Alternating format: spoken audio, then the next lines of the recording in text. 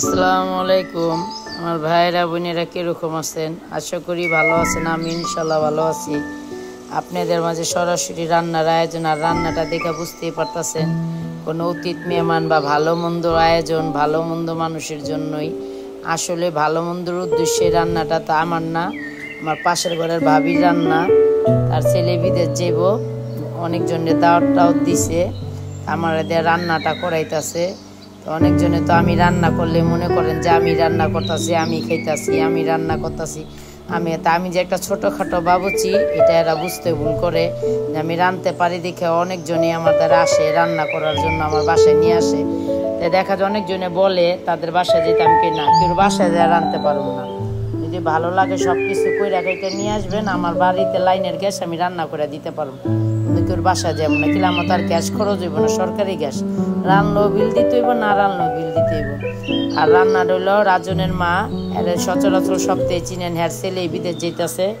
তা আমি কি কি দিলাম, আদা রসুন, জায়ফল, জুত্তি, তারপরে গরম মশলা, তারপর বিরিয়ানির মশলা, লবণটা আমি একবারই পরিমাণ মতন দিয়ে দিতেছি। কি লেগে আমি কখনো বিরিয়ানিটা আলাদাভাবে দম দিই না, একসাথে দম দিই ওই মশলাটার ভিতরে। এই কারণে লবণের পরিমাণটা বেশি দিছি। আর মাংসগুলো কিন্তু ফার্মের মুরগির দেখা কিন্তু ভাইজা আনছে, হ্যাঁ বাসার থেকে ভাইজা আনছে মাংসটা। আমি কিন্তু খুব সুন্দর করে মশলাটাকে কষায় নিছি।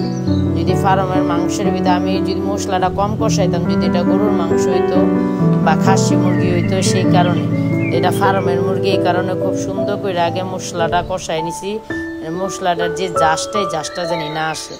আমি টক দই ব্যবহার করলাম, কাঁচামরিচ ব্যবহার করলাম, অপায় আপনি সস ব্যবহার করুন, কেওড়া জল ব্যবহার করুন, তারপরে আপনার 1 কেজি মিলিমিটার দুধ ব্যবহার করুন। খুব সুন্দর করে আমি লাড়াচাড়া দিব।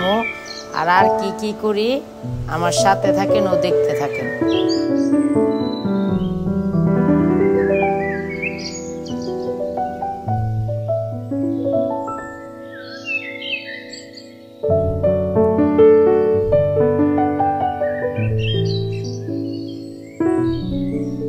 আর হপায় কিন্তু লাগানোর পালা, এই কারণে মাংস দেশমটা দেখা যায় কষাইবেন তখন লাড়ার উপরে রাখতে পারে। একবার যদি লাইগা যেতে পারে কড়াইয়ের নিচে, তাইলে মনে করেন ওই তরকারির স্বাদটাই পোলা নষ্ট হয়ে যাব।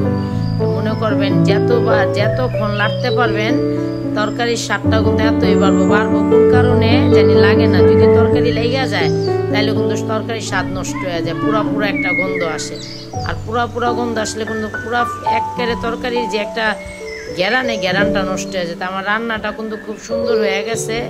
আমি হপায় মনে করেন এই পাতিলে পোলাওটা দম দেবো, কেমন ওই পাতিলে হইব না, ওইটাতে আমি শুধু মাংসটা রান্না করছি 10 তারিখ করে। তো হপাইলে আমি এই পাতিলটাতে দিয়া খুব সুন্দর করে আপনি দমটা বসামো। আমার মনে করেন আর পোলাও নিয়ম হলো যত দুধ ঘি ব্যবহার করবেন এতই মজাতে। সপ্তাহে তো সচরাচর এত দুধ ঘি ব্যবহার করতে পারে না, যে যতটুকু ক্ষমতায় কুলায় আওকতে কুলায় এতটুকু এনে তারপরে জানছে আলহামদুলিল্লাহ এটাতে হয়ে যাব। আমি তারপরে মনে করেন চুলায় বসায় দিলাম, হপাইলে লাড়াচাড়া দিয়া পরিমাণ মতন পানি দিয়ে দেব। পানি দিয়ে আমি দমে বসায় দেব।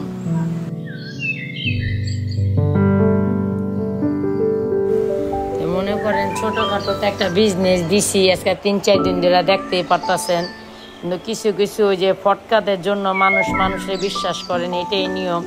আমাদের মতন পাবলিকের লেগে মানুষের বিশ্বাস করেন। ওই যে আপনার ভুয়া আইডি বাই করে, ফ্যাট আইডি বাই করে, এটা মনে করে মেসেজ আসে বেচি নেই, এটা আবার মিশা। তার টুকটাক বিজনেসটা করছে, মানুষ লাভ দিয়ে বড় হইতে পারে না। আস্তে আস্তে যে কোনো জিনিসই আস্তে আস্তে মানুষের ভালোবাসাটা পায়, যেমন আস্তে আস্তে এমন যে কোনো জিনিসই হয় আস্তে আস্তে। লাভ দিয়ে মানুষ কখনো বড় হইতে পারে না।